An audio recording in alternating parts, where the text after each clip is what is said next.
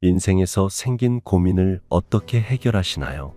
고민해봐도 답이 잘 나오지 않는다면 한 번만 제 말을 들어보시는 것은 어떨까요? 아무리 고민해도 해결되지 않아 답답하다면 오늘 제가 들려드리는 이야기를 듣고 인생에 큰 변화가 생길 수도 있습니다. 제 말은 큰 돈이 필요한 일도 아니고 따로 노력이 필요하지도 않은데 인생이 술술 풀리는 비결이기 때문입니다. 많은 사람들은 이렇게 말합니다. 외모는 그렇게 중요하지 않다. 내면이 중요하다. 하지만 정말 외모는 중요하지 않은 것일까요? 내 외면에서 드러나는 태도가 내 인생을 바꿀 수 있습니다. 오늘은 여러분에게 외모를 바꿔서 인생에 좋은 인연이 생기고 돈복이 굴러들어오는 방법을 알려드리겠습니다. 잠시만 제 이야기를 들어보시기 바랍니다. 중국 당나라에서 관리를 선발할 때도 글 공부보다 외모가 우선시되는 기준이었습니다. 조선시대에서도 인재 판별 기준이라는 신원서판에서도 외모가 첫 번째 조건이었습니다. 그럼 어떻게 해야 좋은 외모를 가꿀 수 있을까요? 그 방법에 대해 알려드리겠습니다. 지금 여러분의 신발은 어떤가요? 만약 현재 겪는 어려움이 있거나 하는 일이 잘 안 되고 있다면 신발부터 확인해야 합니다. 신발이 깨끗한지 굽이 닳거나 가죽이 까지지 않았는지 말입니다. 왜냐하면 옛부터 신발은 행운과 복이 굴러들어오는 장소로 나를 안내하기 때문입니다. 예쁘기는 하지만 신으면 발이 아픈 구두는 들어온 복을 차버리게 됩니다. 또 낡은 운동화나 구두는 절대 신지 말아야 합니다. 더러운 신발을 신고 다니는 사람은 행동과 생각에 조심성이 없는 이미지를 줍니다. 사람을 상대할 때 첫인상부터 지고 들어가는 것이죠. 내 신발의 굽이 얼마나 닳았는지 확인하는 것만으로도 앞으로 운이 들어올 수 있는지 파악할 수 있습니다. 나를 어디론가 데려다 줄 신발이 더럽다면 내가 가는 곳에서도 환영받지 못할 가능성이 높습니다. 비싼 옷을 입지 않더라도 좋습니다. 명품이 아니라도 좋습니다. 지금 내가 신고 다니는 신발을 확인해 보세요. 또 걸음걸이도 인적인 운과 나의 재물운과도 뗄 수 없는 관련이 있습니다. 길을 가다 보면 항상 가난해 보이는 사람은 구부정하고 어딘가 불편한 걸음을 하고 있습니다. 심지어 어딘가 아파 보이기도 합니다. 하지만 재벌이나 돈이 많은 부자들을 한번 볼까요? 그들은 아무리 나이가 많이 들었어도 항상 또박또박 걸으며 고개를 빳빳하게 세우고 허리가 곧게 서 있습니다. 재물운이 좋은 사람의 걸음거리는 가슴을 활짝 펴고 바른 자세로 신발을 질질 끌지 않고 단정하게 걷는 것입니다. 청결한 신발과 바른 걸음걸이는 운세 상승의 기본입니다.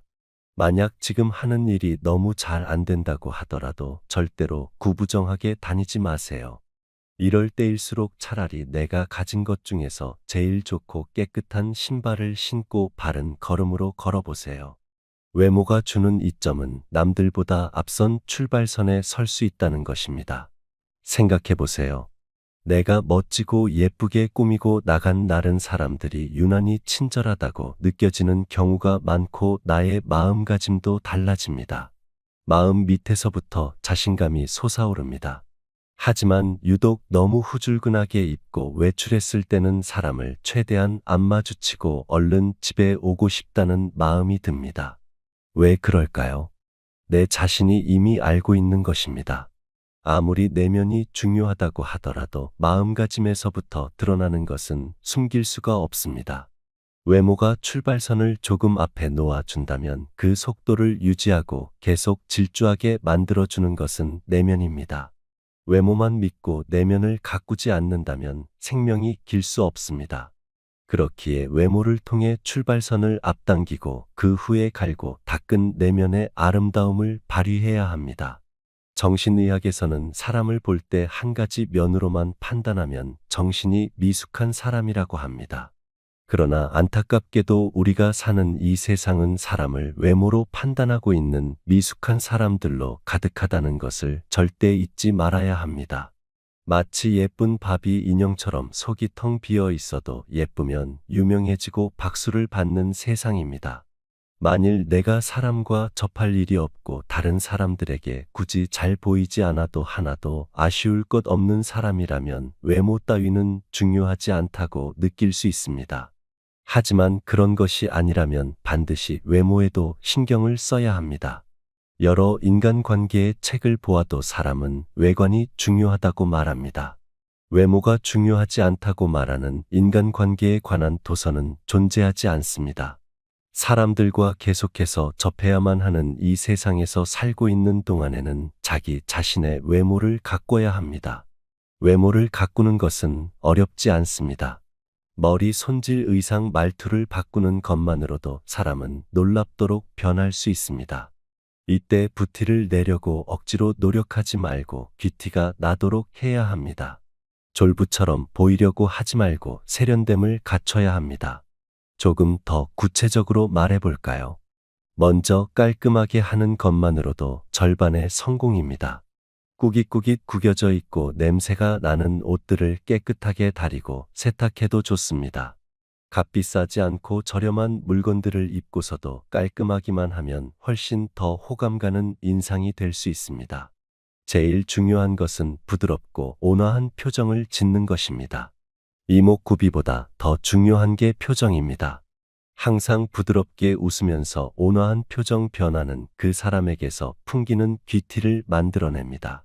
또 너무 과한 목걸이나 큰 반지 그리고 지나치게 화려한 귀걸이는 피해야 합니다. 너무 과한 것은 모자란 것만 못한 것으로 다른 사람이 보기에 불편하고 적대감이 들게 만들 수 있으며 들어오는 좋은 기운을 막을 수도 있습니다. 지나친 화려함을 멀리해야 돈복, 가정운, 명예운이 떠나지 않습니다. 또 여기 중고의류나 중고옷을 물려받았을 때에는 주의가 필요합니다. 다른 사람이 사용한 것에는 그 사람의 운이 배어 있기 때문입니다.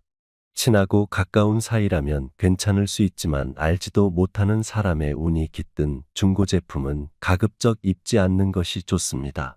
사이즈가 안 맞는 옷이나 너무 크거나 작아 보이는 옷 역시 금전운이 떠나가게 하며 빈티가 나 보이기 쉽습니다. 자신에게 맞지 않는 크기의 옷을 입으면 불편해 보이고 어설퍼 보이게 됩니다.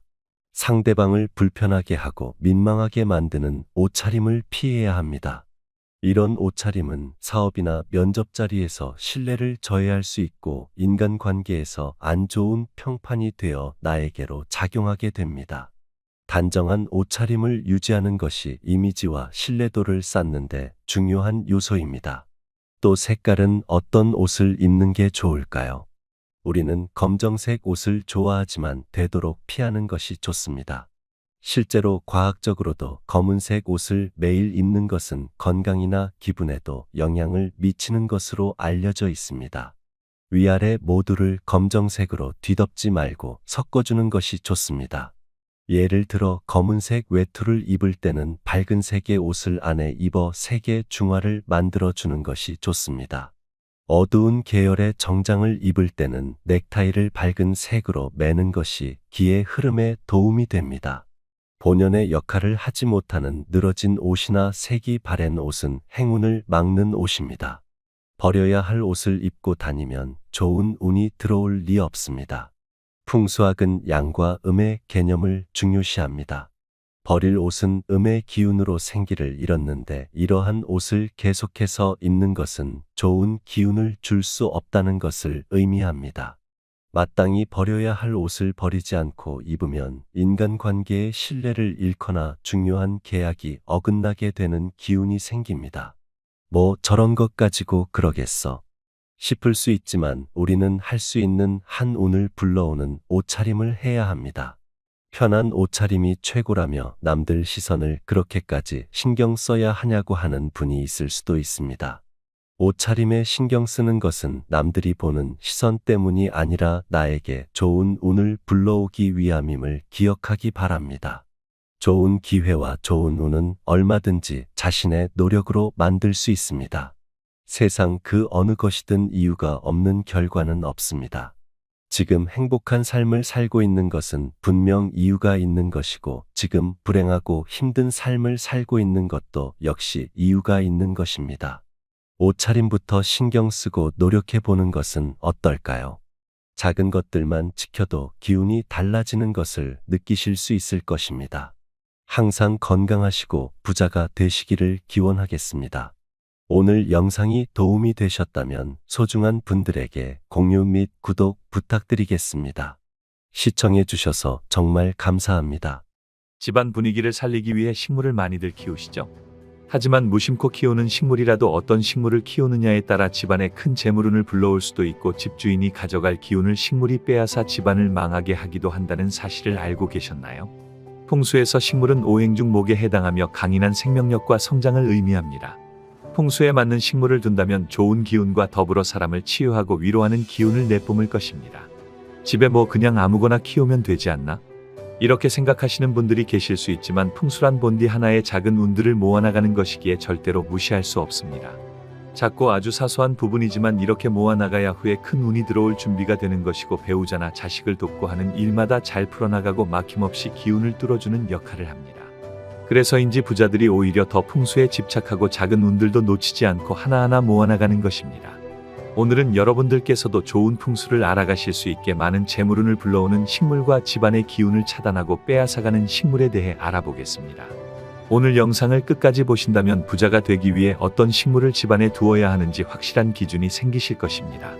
집안에 두면 부자 되는 식물 첫 번째, 금전수. 금전수는 꽃말부터가 행운과 번영을 의미합니다. 잎이 엽전을 닮았다 하여 붙여진 이름으로 줄기에 광택이 가득한 잎들이 빼곡하게 달라붙어 있어 마치 엽전을 꿰어놓은 꾸러미 같아 금전운을 높여주는 것으로 가장 유명한 식물 중 하나입니다. 생명의 기운 또한 좋아 키우기도 쉬우며 공기정화 기능 또한 뛰어난 식물입니다. 금전수와 같이 엽전 꾸러기를 닮아 돈을 불러오는 식물로는 크루시아나 염자 등이 있으며 금전수와 비슷한 모양으로 사랑받고 있습니다. 집안에 두면 부자가 되는 식물 두 번째, 머니트리. 우리가 흔히 파키라라고 부르는 이 식물의 별명은 머니트리입니다. 우리는 금전수를 보고 돈나무라고 부르는 경우가 많은데 해외에서는 파키라의 별명이 머니트리입니다. 파키라의 줄기는 풍요를 그 안에 가둘 수 있는 따은 줄기를 가지고 있습니다. 또 5개의 잎이 달린 모양은 오행을 상징해서 행운을 불러온다고 여겨지는 요소이기도 합니다. 실제로 드라마 재벌집 막내 아들에서 주인공이 위기에서 탈출하기 위한 중요한 비밀을 숨겨놓은 화분이 바로 이 행운의 나무라 여겨지는 파키라 화분이라는 사실을 알고 계신가요? 이 식물의 의미를 알면 좀 더 깨알 재미를 느낄 수 있으며 해외에서도 집안에 두면 행운을 불러오는 식물로 유명합니다. 집안에 두면 부자가 되는 식물 세 번째, 크루시아. 크루시아는 도톰하고 통통한 잎을 가지고 있는데 그 잎 모양이 재물 주머니를 뜻한다고도 알려져 있습니다. 현관에 두는 식물은 대체로 동그랗고 통통한 잎을 가진 식물들이 좋다고 하는데 크루시아가 딱 그 모양으로 자라는 것 같습니다. 손도 많이 안 가면서 공기정화 능력도 뛰어나고 모양도 귀여우니 현관에 들어서자마자 즐거운 기운을 받으면서 집안에 들어오는 금전운까지 누릴 수 있습니다. 부자 되는 식물 네 번째, 고무나무. 고무나무 또한 잎이 둥글고 높이가 적당하여 길을 안정시키고 좋은 기운을 머금고 있는 식물로 거실에 두기 좋습니다. 다만 직사광선을 계속 받게 되면 고무나무의 잎이 타버릴 수 있기에 주의하셔야 합니다. 고무나무는 강한 생명력을 품은 나무로 집안에 음기를 죽이고 양기를 올려주는 식물입니다. 다만 잎에 먼지가 내려앉을 수 있으며 그럴 경우 풍수상 좋지 않기 때문에 잎에 먼지가 쌓이지 않게 잘 관리해야 한다는 사실 잊지 마시기 바랍니다. 부자 되는 식물 다섯 번째, 난초. 난초는 풍수상 뾰족한 식물이 좋지 않다고 하지만 난초 많은 예외로 두는 식물입니다. 왜냐하면 풍수에서 난이 상당히 중요한데요. 그 이유는 사람과 가장 닮아 있다고 하면 집의 주인과 그 생명력을 함께 한다고 봅니다. 난초는 과거부터 내려온 재물운과 더불어 집안의 운을 높여주는 대표적인 식물입니다. 다만 난초는 꾸준히 신경 쓰며 생명력을 잃지 않도록 관리를 해야 하는데요. 몰락한 집안의 난은 모두 시들어 있었다라는 말이 있듯이 난이 죽게 되면 그 운 또한 함께 시들게 됩니다. 하지만 크게 성공한 사람의 집안에도 많이 있었고 생기가 가득하고 그 기운 또한 좋았습니다. 이렇듯 그 주인과 운을 같이 하는 게 난초이기에 꼭 잘 키우실 분들께만 추천드리는 식물입니다. 만약 키우시다 난에 꽃이 핀다면 아주 좋은 일이 생길 수 있습니다. 부자 되는 식물 여섯 번째, 몬스테라. 풍수에서는 잎이 뾰족한 식물보다는 넓고 둥글둥글한 식물이 좋은 기운을 가져다 준다고 보고 있으며 몬스테라는 금전운을 가진 가족식물로 많이 알려져 있습니다. 강한 생명력이 있는 몬스테라는 국내뿐만 아니라 외국에서 또한 부적으로 사용되었으며 행운을 상징하는 식물로 많은 분들이 사랑하는 식물입니다. 풍수상 현관과 거실에 두면 좋은 기운을 불러오는 대표적인 식물입니다. 부자 되는 식물 7번째. 여인초. 극락조라고도 불리는 여인초는 앞서 말씀드린 것과 같이 잎이 넓은 식물로 멋진 외형과 공기정화 능력이 뛰어난 식물로 많은 분들이 키우기에 좋아 선호하는 식물입니다. 다만 풍수상 여인초를 키우실 때 한 가지 유념하셔야 할 부분이 있습니다. 풍수에서는 식물이 집안의 사람보다 그 크기가 높아지면 식물이 주인의 기운을 빼앗아간다고 보고 있습니다. 집안에서 가장 키가 큰 사람을 기준으로 여인초가 더 커진다면 분갈이를 하거나 키가 큰 줄기를 제거해 집안 사람보다 더 크지 못하게 막아주시기 바랍니다. 지금까지는 풍수의 조화 집이나 사무실에서 키우기 좋은 식물들을 소개해드렸습니다. 하지만 반대로 개업 선물이나 집안에 둬서는 절대 안 되는 식물들도 있는데요. 어떤 식물들을 키우면 안 되는지 알려드릴 테니 선물을 하거나 집안에 키우는 일이 없도록 주의하시기 바랍니다. 바로 담쟁이와 같은 넝쿨 식물입니다. 담쟁이 같은 넝쿨 식물은 너무 무성하게 자라는 성질을 가지고 있습니다. 또한 넝쿨 식물은 나무나 일반 식물과 달리 꼭 위로만 자라는 것이 아니라 옆으로 밑으로 번성하기 때문에 풍수에서는 음의 기운이 강한 것으로 여겨집니다. 전통적으로 음기는 억제, 수축, 침체와 같은 속성을 가지며 이는 집안의 기운을 음의 방향으로 이끌어 음양의 균형을 깨뜨릴 수 있습니다. 특히 넝쿨 식물을 천장에 매달아 아래로 처지게 기르는 것은 더욱 주의해야 합니다. 이러한 배치는 가족 구성원의 방황을 유발하고 심지어 이혼과 같은 불행한 사건들을 가져올 수 있습니다. 이는 집안의 기운을 떨어뜨리고 부정적인 영향을 끼칠 수 있습니다. 담벼락을 넝쿨 식물로 뒤덮으면 집안에 음기가 가득 차서 기운이 찾아오지 않을 수 있습니다. 이런 환경은 자손들이 방황하게 하고 가정 내의 불화와 어려움을 초래할 수 있습니다. 따라서 넝쿨 식물을 천장에 매달아 기르시는 분들은 가능하면 최대한 치우는 것이 좋습니다.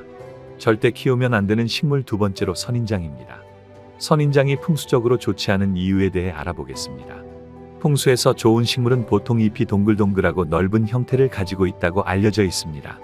반면에 선인장은 이와 반대되는 기운을 가진 대표적인 식물입니다.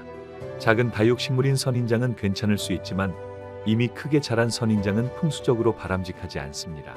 선인장은 음기가 강한 것으로 여겨지며 사고나 소송을 유발할 수 있다고 알려져 있습니다.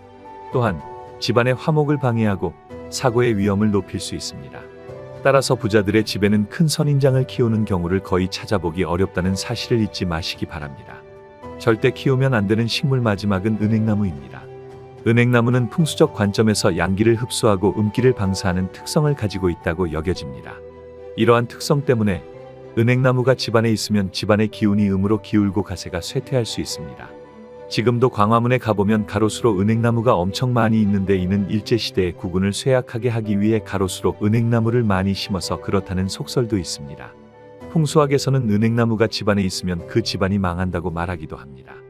이는 은행나무의 강한 음기 때문인데 집안에 은행나무가 있다면 가지가 지붕을 넘지 않도록 주의 깊게 가지치기를 해야 합니다. 오늘 영상을 꼭 기억하셔서 우리 집안에 좋은 기운을 불러오는 식물만 키우셔서 이 영상을 보는 모든 분들의 집에 좋은 기운이 가득하시기 바랍니다. 작은 것들만 지켜도 집안의 분위기와 기운이 달라지는 것을 느끼실 수 있을 것입니다. 항상 건강하시고 부자가 되시기를 기원하겠습니다. 오늘 영상이 도움이 되셨다면 소중한 분들에게 공유 및 구독 부탁드리겠습니다.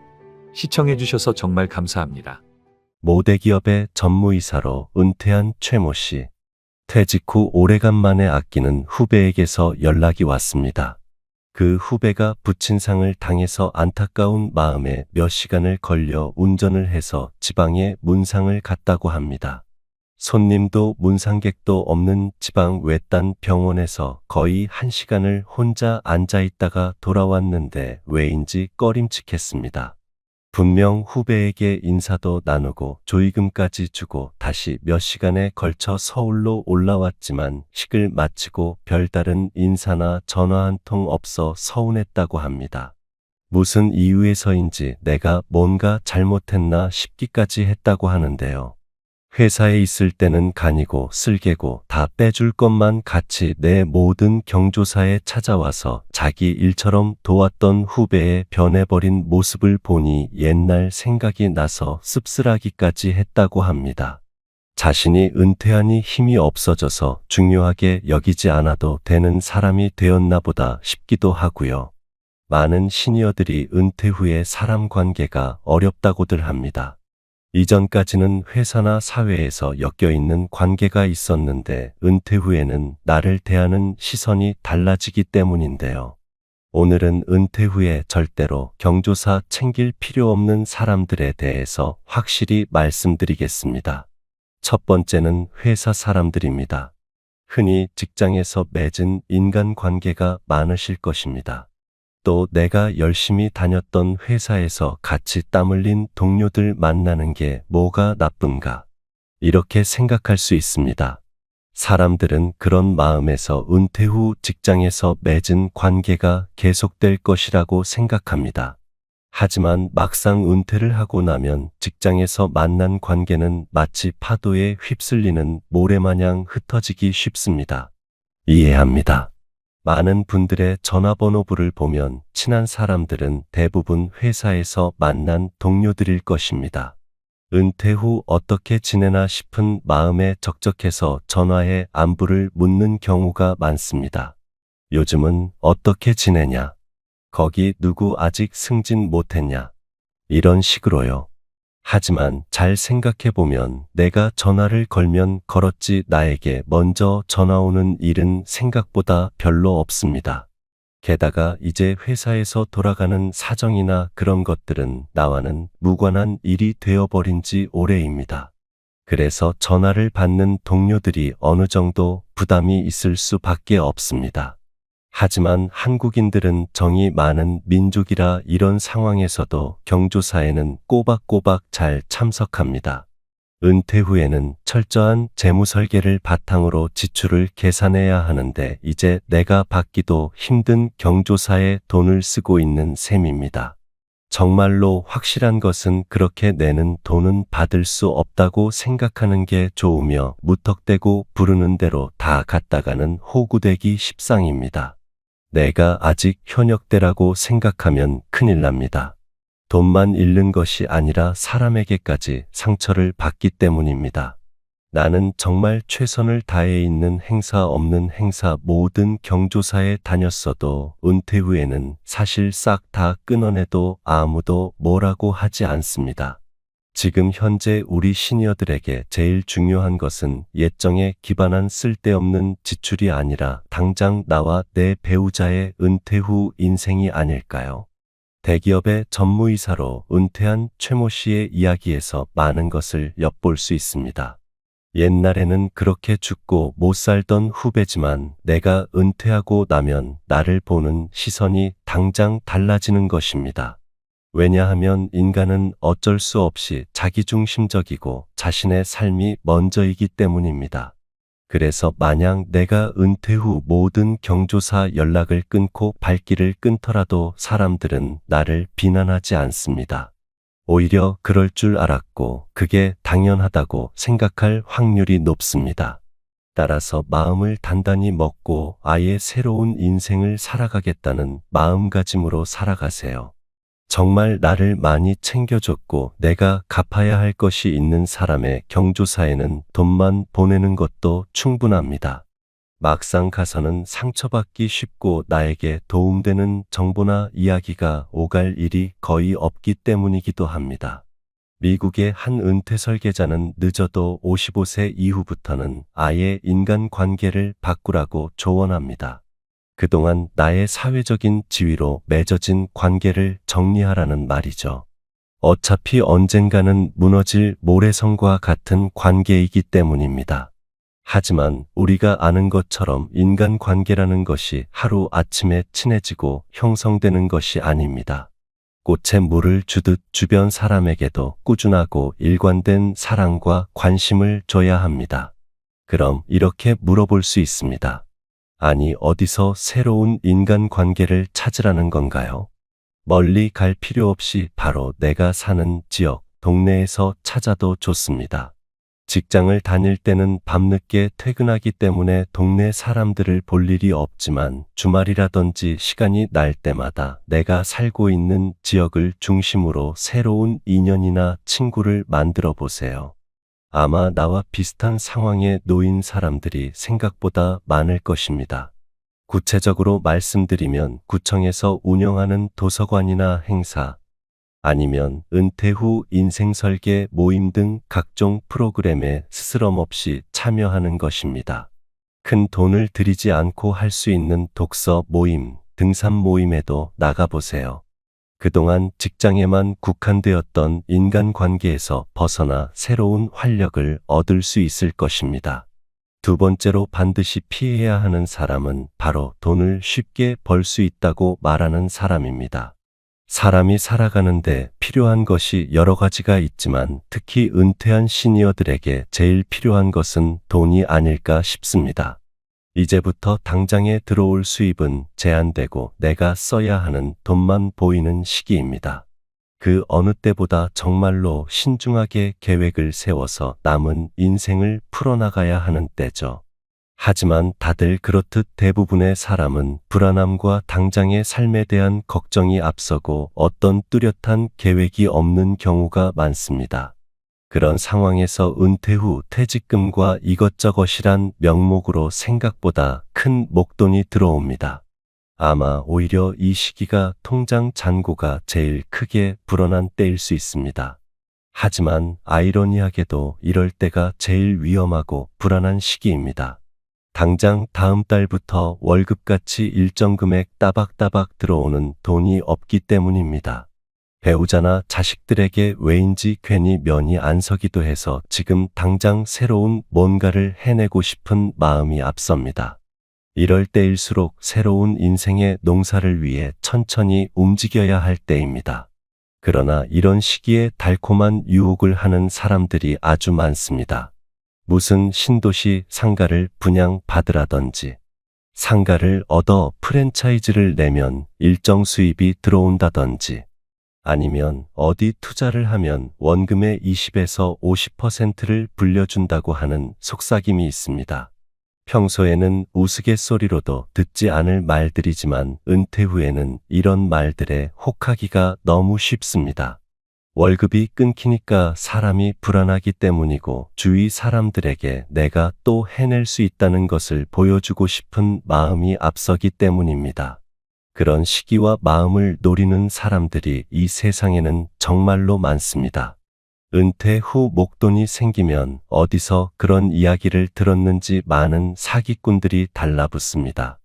은퇴 후에는 버는 것보다 그동안 모은 것을 지키는 것이 정말 중요합니다. 계속 돈을 벌지 않아도 좋습니다. 그저 지키기만 잘해도 성공입니다. 내가 받은 퇴직금이나 노후자금을 계획적으로 사용하지 않고 그대로 가지고 있으면 어떻게 알고 주변 지인들에게 연락이 옵니다. 생전 연락 없던 초중고 동창들부터 시작해서 사촌, 팔촌까지 이때다 싶어서 연락이 옵니다. 아무 준비 없이 반가운 마음에 전화를 받아보면 갑자기 밥을 먹자고 합니다. 그렇게 밥을 먹으러 나간 자리에서 서서히 본색을 드러냅니다. 서서히 돈 이야기를 꺼내며 내 말만 잘 들으면 큰 수익을 볼 수 있다며 사탕 발린 이야기를 합니다. 자신이나 자신의 지인은 이미 큰 돈을 벌고 있다는 스토리는 또 빼놓을 수가 없는 포인트죠. 간절한 사람들의 마음을 이용하는 선동전략입니다. 특히 이런 사람들은 특징이 있습니다. 나의 상황과 처지를 아주 잘 이해하는 태도로 아주 작은 것부터 잘 챙겨줍니다. 이런 사람들에게 당하는 경우는 멍청해서가 아닙니다. 은퇴 후에 조급한 마음을 이용하기 때문에 사기꾼이 작정하고 속이면 안 당할 사람이 과연 몇이나 될까요? 나는 전혀 상관없는 일이다. 나는 절대 안 당한다. 이렇게 생각할 수 있을까요? 그래서 조심하십시오. 은퇴 후에 갑자기 만나자고 해서 본론으로 돈 버는 이야기를 한다든지 자기가 잘 아는 전문가가 있는데 투자를 얼마나 잘한다더라. 이런 식으로 꼬드기는 행위를 하는 사람을 절대로 멀리하세요. 정말 피눈물 나게 만드는 사람입니다. 아예 전화를 받지 않거나 전화를 받았더라도 돈이 없다고 해보세요. 아마 몇 번 그렇게 말하면 두 번 다시는 전화가 오지 않을 것입니다. 나에게 얻어갈 것이 없다고 생각하기 때문이죠. 세상의 모든 투자가 다 잘못된 것은 아니지만 적절한 시기와 옳은 방법이 있는 법입니다. 사람의 간절한 심리를 이용해서 목돈을 빼먹는 사기는 너무나도 많습니다. 그럴 때일수록 바위 같은 마음으로 흔들리지 않고 지금까지 그랬듯 나의 길을 간다는 생각으로 다 떨쳐내 보세요. 50대 이후부터는 지키는 것이 얼마나 중요한지 이미 여러분은 잘 아실 것입니다. 앞으로도 듣기만 해도 여러분의 인생에 도움이 되는 말씀들을 정말 여러분의 입장에서 말씀드려 보겠습니다. 저는 그저 여러분의 인생이 조금씩 나아지는 방향으로 가기를 희망합니다. 제 이야기를 빠르게 들어보고 싶으신 분들은 구독과 좋아요 눌러주시기를 정중히 부탁드리겠습니다. 시청해 주셔서 정말로 감사드립니다.